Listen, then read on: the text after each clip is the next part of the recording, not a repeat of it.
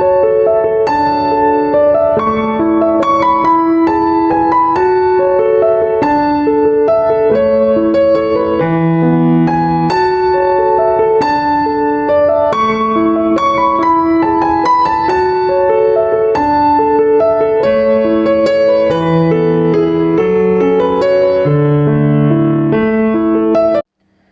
Everyone, Radhe Radhe, good morning सभी बहन भाइयों को हैप्पी गोवर्धन।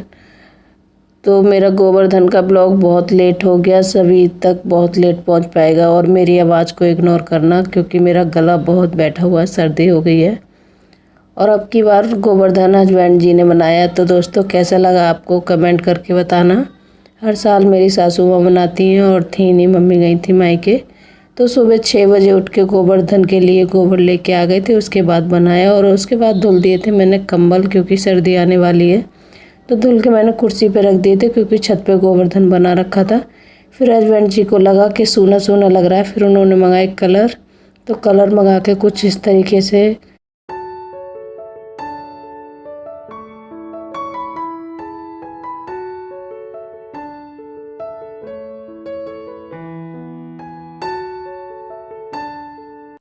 फिर आ गई थी मैं नीचे। और आने के बाद सबसे पहले मैंने करी पूजा मंदिर में पूजा करने के बाद फिर मैंने प्लेट लगा ली थी पूजा करने के लिए। मशीन की पूजा करनी है, आज थी विश्वकर्मा पूजा।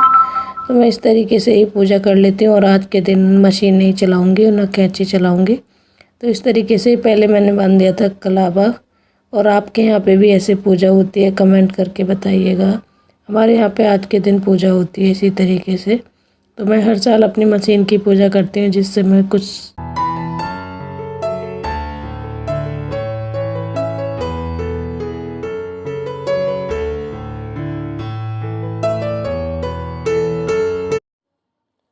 फिर मैं लग गई थी रसोई में और बच्चे और हस्बैंड जी और उनके दोस्त चले गए थे मंदिर।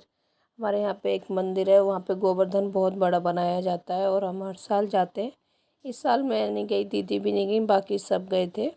और वो आ जाएंगे, उनके लिए मैं खाना बना रही थी क्योंकि जल्दी आ जाएंगे, ज़्यादा देर नहीं रुकेंगे। वहाँ पे 4 मंदिर हैं, वहाँ पे पास पास में ही, तो चारों मंदिर के दर्शन करेंगे और आ जाएंगे। इतने मैं खाना बना के रख लेती हूँ सभी के लिए। तो मैं बना रही थी मटर पनीर की सब्जी और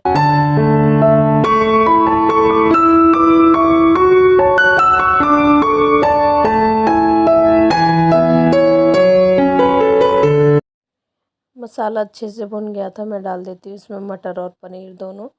तो मैं इस तरीके से बनाती हूँ, सबका तरीका बनाने का अलग अलग होता है मटर पनीर। तो मैं इस तरीके से बनाती हूँ और एक पीस मेरा जा ही नहीं रहा था, मैं बार बार उसको घेर रही थी, फिर मुझे हाथ से ही लेना पड़ा।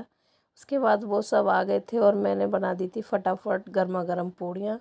और मटर पनीर और पूड़ी किस किस को पसंद है तो सभी आ जाइए और खा लीजिए सभी। और गर्मा गर्म पूड़ी बन के हो गई थी तैयार, मैंने खाना भी दे दिया था उन सबको। तो सब खा रहे थे खाना बैठ के और इतनी सारी पूड़ियाँ मैंने बना के भी रख ली थी एक्स्ट्रा।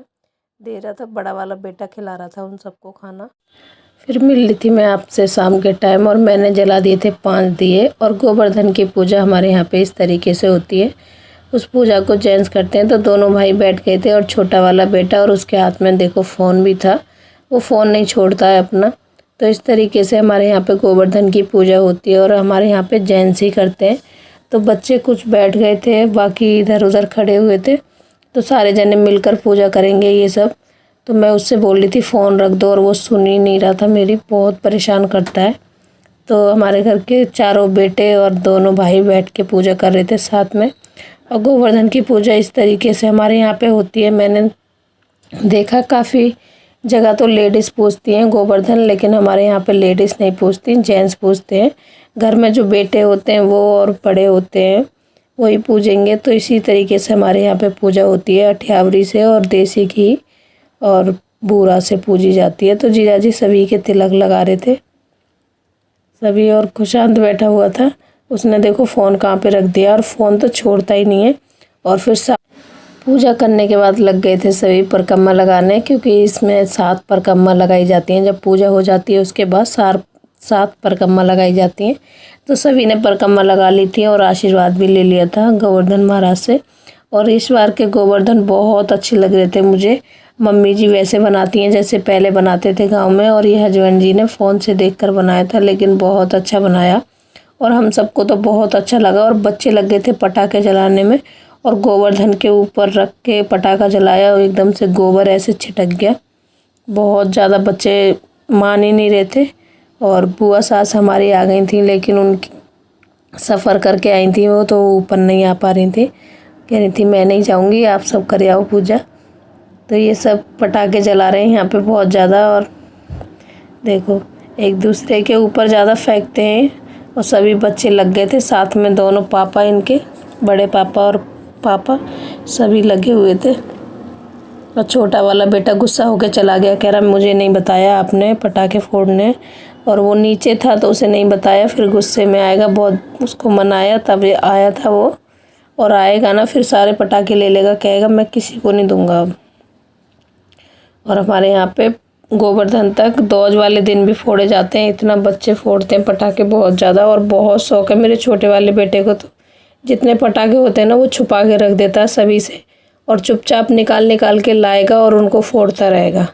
और अभी वो आया नहीं है, शायद बुलाने गए थे, नहीं आया, आएगा। हस्बैंड जी उसी को बुलाने गए थे अभी, तो आ जाएगा तो वो देखना फोड़ेगा। आ गया है वो, देखो छोटा सा खड़ा है वहाँ पे, और सबसे ज़्यादा तेज़ है, इतना तेज़ बनता है बहुत ज़्यादा। तो इसी तरीके से हमारे यहाँ पे गोवर्धन की पूजा की जाती है। और आपके यहाँ पे कैसे होती है कमेंट करके बताना सभी। और गोवर्धन मुझे बहुत पसंद आया इस बार का। और अगर मेरा ब्लॉग आपको पसंद आया हो तो प्लीज़ लाइक करना, कमेंट करना, शेयर करना। तो मिलते हैं। तो खाना हमारा तैयार था, क्योंकि हमने सब्जी भी पनीर की 3 बजे बनाई थी, वो भी रखी हुई थी, और फिर आलू की कचौड़ियाँ भी बना ली थी। तो मिलते हैं नेक्स्ट ब्लॉग में। Bye bye, take care, good night.